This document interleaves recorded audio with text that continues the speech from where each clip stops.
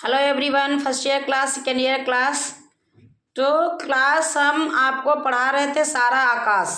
सारा आकाश में क्लास हमने 3 भाग आपको पढ़ाए थे।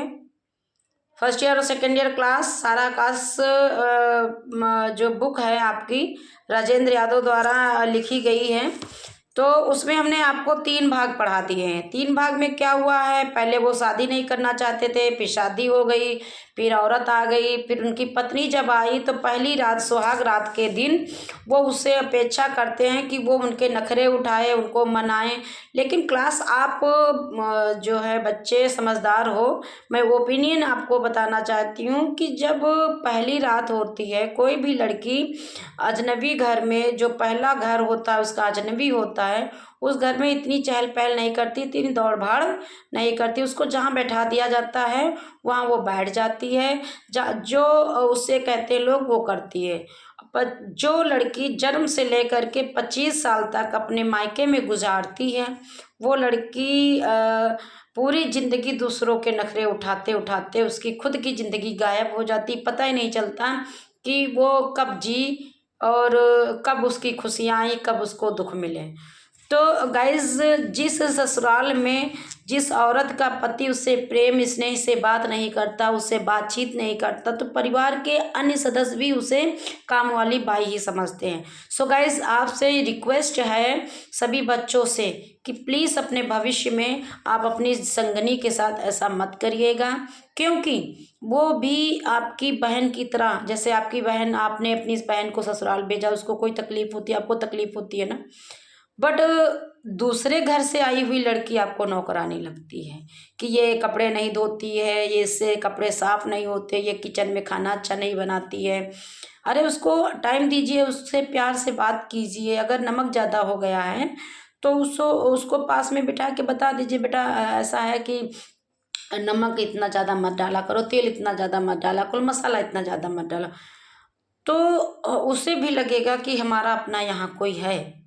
ठीक है, तो क्लास समय नहीं बर्बाद करेंगे। आज आपका हम जो है चौथा भाग पढ़ाने जा रहे हैं, तो सारे बच्चे ध्यान से सुनिए। बढ़िया चैप्टर है, लाइफ के बारे में बताया। चौथा भाग है आपका, समर भैया जरा इधर देखो। नीचे नीचे से अमर की आवाज़ आई। वह भाई साहब की साइकिल साफ कर रहा था।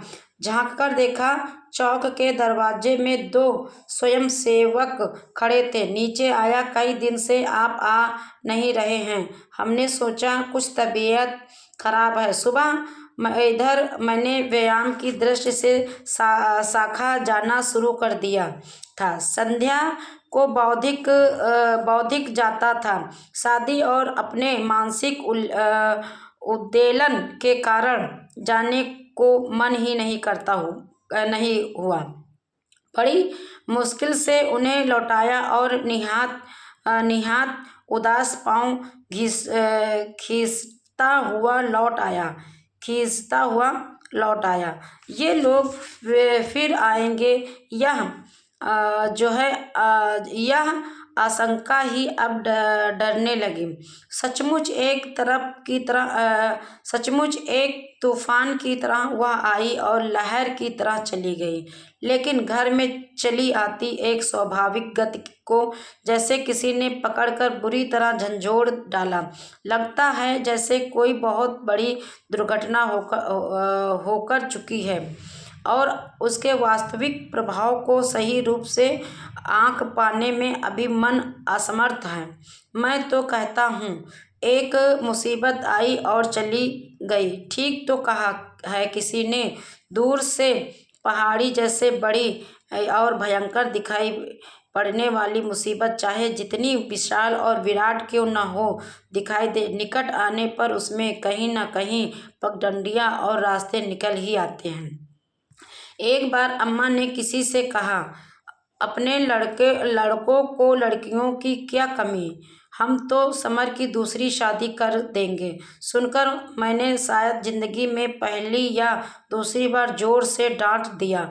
एक शादी ने ही निहाल कर दिया, अब मुझे पढ़ लेने दो। वह फिर कुछ नहीं बोली। भीतर कहीं यह विश्वास है कि चाहे आज ना बोलूं, 2 महीने, 4 महीने, साल, 2 साल ना बोलूं, लेकिन है तो वह मेरी पत्नी ही। ये बात अच्छी हुई है, इस बात को मैं मानती हूँ। हाँ, कभी न कभी जो है वो मेरी पत्नी बनेगी। अब यहाँ पे दूसरी शादी का परिवार वाले जो है वो करने लगे कि वो लड़की मेरे लड़के के लायक नहीं है, दहेज भी नहीं मिला है और लड़की भी अच्छी नहीं, इसलिए मैं अपने बेटे की दूसरी शादी करूँगी। मेरी जिद के कारण पहले से कोई सौदा न किया जा सका और जितनी उम्मीद थी उतना मिला नहीं, इसलिए अम्मा अक्सर ही कहती, कहे क्या चंदन शादी के तो सारे हौसले मर ही गए। चंदन मामा जी का नाम है, उन्होंने ही शादी करवाई थी। वे ताने से कहती, पढ़ी लिखी लड़की की सिवा तूने कुछ और भी देखा? बस विवाह के दिनों का सारा दिखावा समाप्त हो चुका था और अब वही कठोर यथार्थ आ गया था। चीनी वाले, गेहूं वाले, सभी को पैसे देने में घर में रोज महाभारत होता। अक्सर ही बिना किसी कारण बाबूजी, अम्मा और भाई साहब से कहते रहते, अब आगे कैसा होगा। इस पर भी सोचा। उन्हें सिर्फ 25 रुपये पेंशन मिलती थी। पहले का समय था ना, 25 रुपये बहुत मायने रखता था, पहले का समय था। शादी नहीं करनी थी घर पे जो है, वो सोच रहे थे कि शादी में दहेज रुपया मिलेगा, वही हम कैटर को, वही सजावट वाले को, वही डीजे बैठा जो भी किया होगा उनको दे देंगे, लेकिन ऐसा नहीं हुआ। महंगाई भत्ता सब मिलाकर 99। भाई साहब को शादी में साइकिल मिली थी, उसे ही घसीट रहे थे। बीमारी से शरीर बिल्कुल जर्जर हो गया, इसलिए अक्सर अम्मा चारपाई पर बैठी बैठी माला जपती हुई कुछ बुदबुदाया करती हैं। 2-3 बच्चे पढ़ने को हैं। अमर मैट्रिक देगा, सबसे छोटा कुंवर अभी 6ठे में है। सबको पढ़ना है, मुन्नी है ही। मुझे इस बार वैसे भी इंटर पास कर लेना है कि घर की परिस्थिति, मैं नौकरी पा जाऊं तो घर की परिस्थिति मैं सुधार सकूं। हमारे घर में मुन्नी ही सबसे अभिगिन है, मुझसे 2 साल छोटी है। बहन की बात हो रही है, ठीक ना। 2-3 साल पहले 16-17 की उम्र में उसकी पढ़ाई छुड़ाकर शादी कर दी गई। इतनी बड़ी कर ली शादी कर दी गई, इतनी बड़ी कर ली है कि लगातार प्रहारों से मजबूत होकर घर की कुछ चीज़ें बेच बाच कर कुछ भाई साहब की शादी में मिली चीज़ें मिलाकर दहेज दिया। उफ, क्या तंग किया। बारातियों ने भी हमारी खातिर यूँ होनी चाहिए, हमें यह चाहिए। ससुराल से मुन्नी के बड़े ही करुणापूर्ण खत आते हैं। यहाँ आती तो बुरी तरह बिलख बिलख कर रोती। बहन की बात हो रही है। ये देखिए, जैसे एक चैप्टर हमने साहित्य सागर में आपको पढ़ाया है, बहू की विदा, ठीक ना, वैसे ही कहानी इसमें भी है। और ज़िंदगी में भी बेटा ऐसी ही कहानियाँ चलती हैं। अपने अपने आस पड़ोस नाते रिश्तेदार अपने घर में देखा होगा कि जब बहू आती है उसको ताने दिए जाते, तुम्हारे माँ ने ये नहीं दिया, तुम्हारे बाप ने वो नहीं दिया, तुम मेरे लड़के के लायक नहीं थे, क्या हमारे लड़के के लिए लड़कियां नहीं मिलती, तुम्हारे घर वाले ही जानबूझ करके हमारे लड़कियों को परेशान करते थे, शादी कर गए।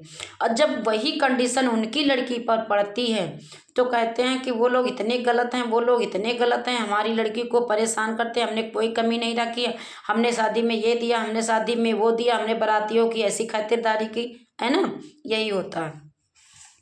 सास और पति मिलकर जो जो अत्याचार करते हैं उन्हें किसी से कह भी तो नहीं सकती। अपनी बहन की बात कर रहे हैं थी। इसका पता तो बाद में चला कि पति का चाल चलन कैसा है और वह रातों कहाँ कहाँ घूमता है। 1-1.5 साल तो गाड़ी रोते खींचते खींचते रही, लेकिन सास के मरते ही मुसीबतों का पहाड़ अराकर टूट पड़ा। अब पतिदेव का हाथ पकड़ने वाला कौन था? जो भी करते थे वो उनकी माँ रोक देती थी। उसने जाने किसको लाकर घर में डाल लिया। सुनते हैं कोई ब्राह्मण जात की थी, नौकरानी की तरह अपनी उस रखैल की मुन्नी से सेवा करवाता और दो तीन दिन खाना नहीं देता। बहन की बात कर रहे हैं कि बहन की जो पति था, जब सास मर गई तो हमारी बहन की कद्र नहीं की और दूसरी ब्राह्मण जात की लड़की ला करके और रखैल जिसको कहते हैं, और उसकी सेवा भी मेरी बहन करती और अपने पति की, मतलब अपनी सौतन की।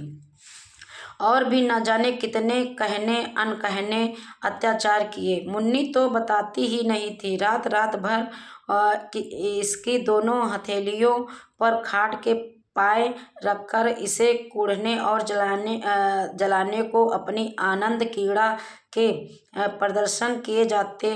और एक दिन सारे शरीर पर बेंतों के फूले हुए निशान देखकर मुन्नी सुबह फिर हमारे यहाँ आ गई। बस तब से यही है। मार पड़ी, उसके पति ने मुन्नी को मारा, तब से हमारी साथ ही रह रही हैं।